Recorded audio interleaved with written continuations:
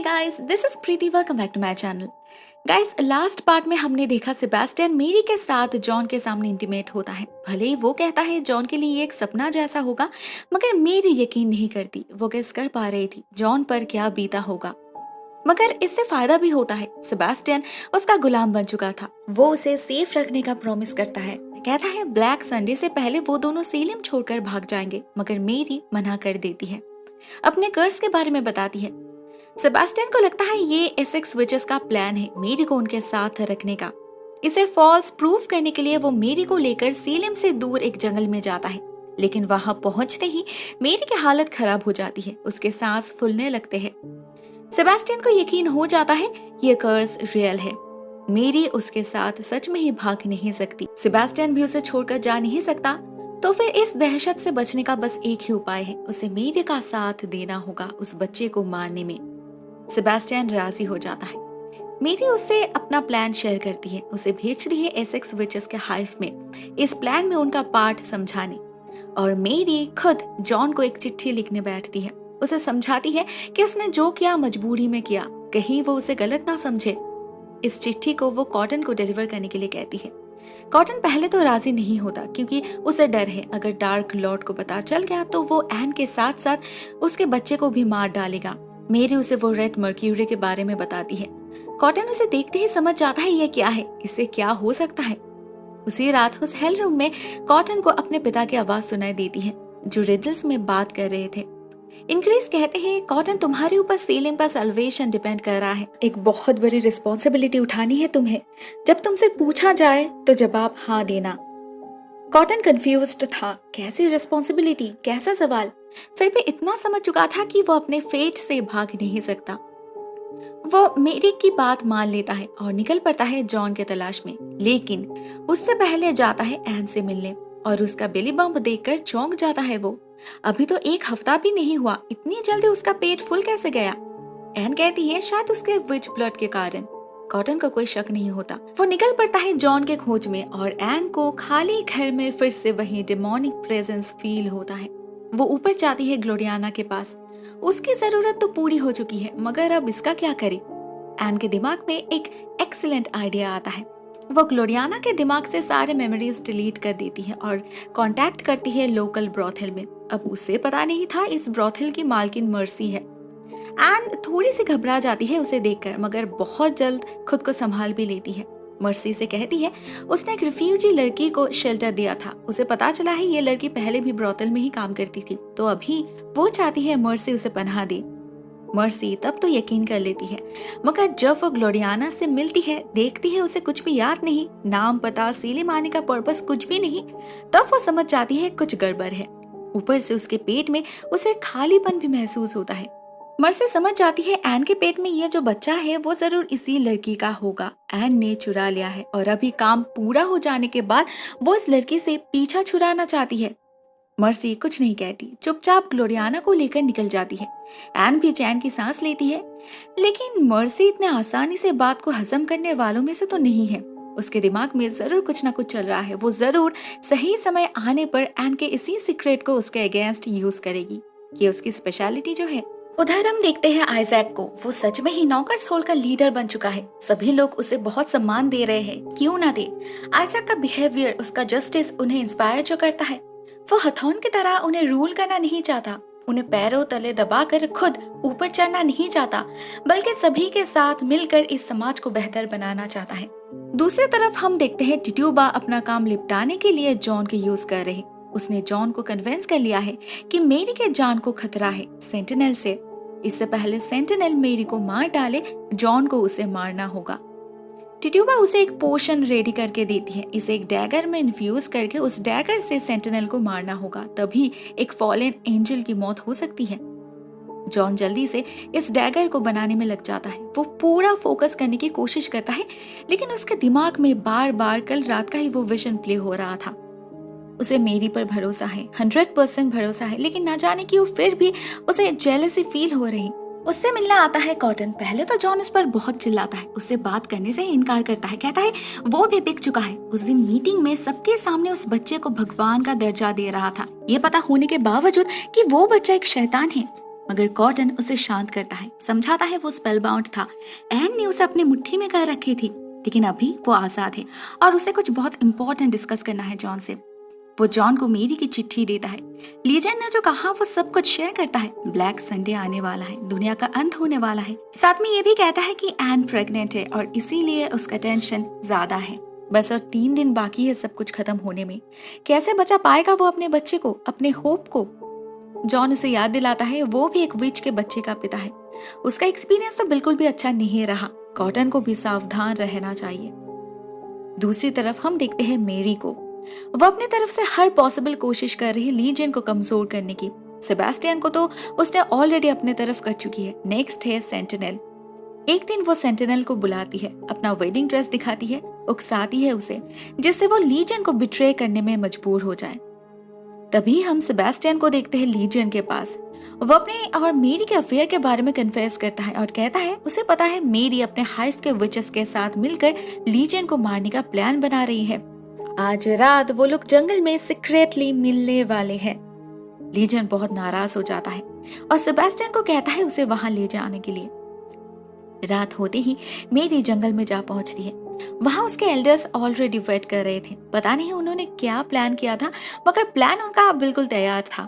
कुछ ही देर में सेबेस्टियन आ जाता है लीजियन को लेकर और शुरू होता है असली खेल। सारे विचेस अपने शक्ति से लीजियन को बांध देते हैं। उन्हें पता है उनमें से कोई भी उससे ज्यादा शक्तिशाली नहीं। उसे मारना किसी एक के लिए पॉसिबल नहीं, मगर अगर वो लोग सभी एक साथ होकर अपने आप को सैक्रिफाइस करें तो उनके यूनिटी से लीजियन को मारना पॉसिबल हो सकता है।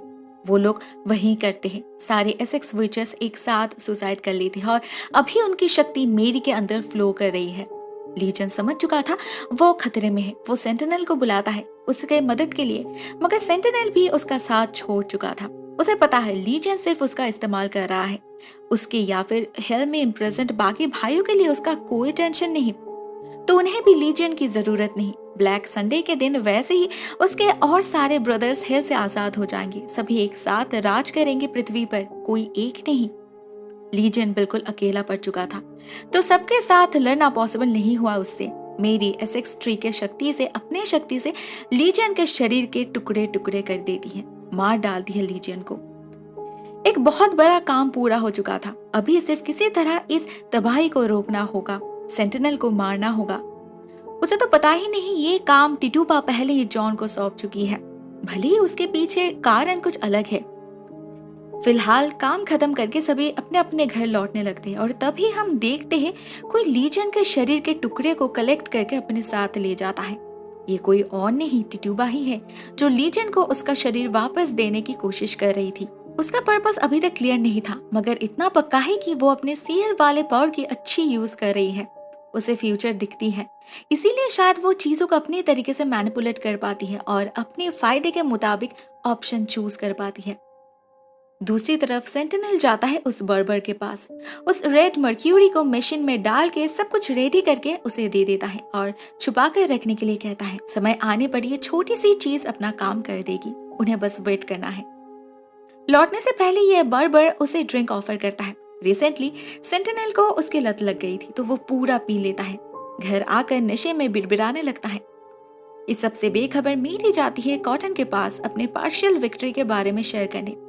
वहां सेबेस्टियन भी था। तभी उन सभी को सेंटिनल की बातें सुनाई पड़ती है। वो आने वाले डिस्ट्रक्शन के बारे में बोल रहा था। साथ में ये भी वो कहता है कि उन्होंने लीजियन के फिजिकल शेप को तो खत्म कर दिया है, उसके सोल को नहीं। उसके सोल हेल में वापस चली गई है, तो अगर जिंदा रहना है तो भूलकर भी उस हेल रूम के दरवाजे को नहीं खोलना। उसके अनजाने में ही ये बातें सबको अलर्ट कर देती है। लेकिन बाकी का काम वो पूरा कैसे होगा, उन्हें तो पता ही नहीं वो रेड मर्क्यूरी है किधर। नेक्स्ट डे मेरी एक मीटिंग अरेंज करती है नॉकर्स हॉल में। वहां सभी मौजूद थे, cotton, Sebastian, Isaac, John. Isaac मेरी को देखकर बहुत खुश हो जाता है, मगर जॉन उस रात के हादसे को अभी तक भुला नहीं पाया। वो विजिबली अपसेट है। तो जब सेंटिनल को मारने की बारी आती है, वो कहता है उसके पास वेपन है, सिर्फ प्लान की जरूरत है। कॉटन उसे अश्योर करता है वो आज रात ही सेंटिनल को एक डार्क प्लेस में ले जाएगा जहां जॉन उसे मार सकता है। बाकी थी वो रेड मर्क्यूरी। सेबेस्टियन को पता था वो कहाँ है, लेकिन वो उसी वक्त उस सीक्रेट को रिवील करना नहीं चाहता था। उसे डर है ये लोग उसे बिट्रे ना कर दे। 50% प्लान रेडी हो चुका था, तो सभी निकल पड़ते हैं अपने अपने काम में। सिर्फ मेरी को शक होता है टिटूबा पर। टिटूबा उससे छुपाकर जॉन को इंस्ट्रक्शन क्यों देगी? वो निकल पड़ती है उससे बात करने। रास्ते में उसे जॉन रोक लेता है। वो इनसिक्योर फील कर रहा था, मगर मेरी उसे अश्योर करती है उसने जो किया वो सिर्फ उसका काम था। सेबेस्टियन के प्रति उसके दिल में कोई फीलिंग्स नहीं है। इसे सुनकर जॉन खुश हो जाता है और उसकी हंसी देखकर मेरी भी खुशी खुशी निकल पड़ती है जंगल की तरफ। मगर उसे तो पता ही नहीं चलता ये जॉन था ही नहीं, सेबेस्टियन था। उसे पहले से ही शक था मेरी पर। अभी वो पूरा श्योर हो गया कि मेरी सिर्फ उसे यूज कर रही। वो बहुत नाराज हो जाता है और मेरी से बदला लेने की सोचता है। उधर मेरी जब पहुंचती है टिटूबा के पास, टिटूबा तब लीजन के शरीर को जोड़ रही थी। मेरी के ऐसे अचानक आ जाने से वो थोड़ा सा घबरा जाती है, लेकिन कोई ब्लंडर नहीं करती। लीजन के मौत की खबर सुनकर हैरान होने का नाटक करती है। एल्डर विचेस के मौत से सैड फेस बनाती है। मेरी को कोई मौका ही नहीं देती उस पर शक करने का। जब मेरी जॉन के बारे में पूछती है, टिटूबा थोड़ी सी डर जाती है, लेकिन उसने मेरी को हेल्प करने के लिए ही तो सेंटिनल को मारने का प्लान बनाया, इसमें डरने की क्या बात है। मेरी भी उसके जवाब से कन्विंस्ड होकर घर लौट जाती है। वो नोटिस ही नहीं करती उसके पीछे ही लीजन की लाश पड़ी है। इसके बाद हम कॉटन को देखते हैं। वो एन को इन्फॉर्म करता है लीजन के मौत के बारे में और उसे सिबली मैंशन में जाने के लिए कहता है। एन कुछ कंफ्यूज्ड दिख रही थी, शायद उसे समझ नहीं आ रहा था उसे खुश होना चाहिए या नहीं। वो जाती है सिबली मैंशन में और वहां उसे लीजन की आवाज सुनाई देती है। लीजन की स्पिरिट अभी भी इस घर में मौजूद है, उस हेल रूम में। पूरे घर पे उसकी नजर है। वो एन को उस हेल रूम का दरवाजा खोलने के लिए कहता है। एन शायद खोल भी देती, मगर तभी कॉटन उसे रोक लेता है। उसे उस दरवाजे से दूर रहने के लिए कहता है, मगर क्या एन रह पाएगी? इसके बाद कॉटन जाता है सेंटिनल के पास। बेचारा हैंगओवर में तड़प रहा था। कॉटन उसे अपने बातों से उलझाकर बाहर ले जाता है और दारू पिलाता है और फाइनली ब्रॉथल में ले जाकर छोड़ देता है। यहाँ से जॉन संभाल लेगा। मगर ब्रॉथल में मर्सी एक नया खेल शुरू कर चुकी थी। उसे पता था सीधे तरीके से वो आइजैक पर काबू नहीं कर सकती, इसीलिए वो प्लान बी अप्लाई करती है। रात के अंधेरे में डॉर्कस को चुरा कर लाती है और एक पिंजरे में बंद कर देती है। आइजैक पूरा दिन उसे ढूंढता रहा, हर जगह सिवाय इस ब्रॉथल के। हथॉर्न पहले तो इस बच्चे को ऐसे हालत में देखकर रिएक्ट करता है, लेकिन मर्सी उसे समझाती है उस दिन आइजैक को धमकाने की वजह से उसे जो ह्यूमिलिएशन सहना पड़ा उसका ही बदला है ये। अगर अभी आइजैक को कंट्रोल किया नहीं गया तो उसकी बढ़ती हुई पॉपुलैरिटी किसी दिन उसे ही ना मैजिस्ट्रेट बना दे। हथॉर्न और कुछ नहीं कहता, बल्कि अपने शादी के बारे में प्लान करने लगता है। तभी उन्हें कॉटन दिखता है ब्रॉथल की तरफ आते हुए। हथॉर्न उसे मना लेता है मर्सी और उसके शादी को होस्ट करने के लिए। कॉटन को कोई एतराज नहीं, वो खुशी खुशी उनका काम कर देता है और निकलते वक्त उसकी नजर पड़ती है ग्लोरियाना की तरफ। वो पर्दे के पीछे थी, इसीलिए कॉटन क्लियरली देख नहीं पाया और ग्लोरियाना तो उसे भूल चुकी थी। बेचारे ट्रू लवर्स इतने पास आके भी मिल नहीं पाए। एनीवेज, हम जॉन को देखते हैं। जैसे ही सेंटिनल ब्रॉथल से निकलता है वो उसका पीछा करने लगता है और एक अंधेरे कोने में उस पर उस चाकू से वार कर देता है। सेंटिनल तुरंत सेंस कर लेता है यह चाकू साधारण नहीं, इसमें उसे मारने की क्षमता है और उसे कैसे मारना है वो तो सिर्फ लीजन को पता था।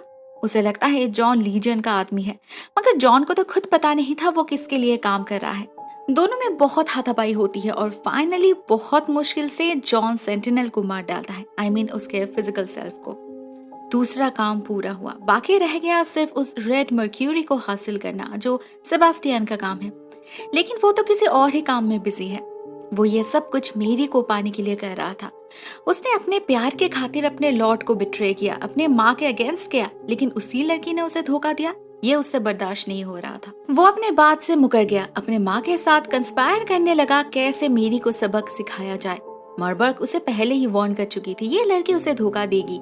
अभी उसकी बात ही सच साबित हो गई। वो खुद भी मेरी से जलती थी। लीजन ने उसे छोड़कर मेरी को जो चूज किया, अभी मौका मिला है तो हर चीज का बदला लेगी। वो सेबास्टियन से मेरी का खून मांगती है। सेबास्टियन पूरा बॉटल ही डाल देता है उसके मुंह में, जिसका असर इमीडिएटली स्टार्ट हो जाता है। हम देखते हैं मेरी को चक्कर आ रहे हैं, उसके आंखों से खून निकलने लगते हैं, जैसे कोई उसके लाइफ स्पिरिट को ही उससे छीन रही हो। वो बेहोश होकर गिर जाती है। इतने दिनों से वो इतने सारे खतरे से डील कर रही थी सिंगल हैंडेडली, मगर कभी बात उसके जान पर नहीं आई। अभी तो एल्डर विचेस भी मौजूद नहीं है, तो उसे कौन बचाएगा? कैसे बचेगी वो? क्या टिटुआ उसकी मदद करेगी? जानने के लिए आपको देखना होगा final part. Please stay tuned. आज के लिए बस इतना ही दोस्तों। Thank you so much for watching this video. बहुत जल्द मिलते हैं नेक्स्ट पार्ट के साथ। तब तक के लिए टेक केयर, टाटा।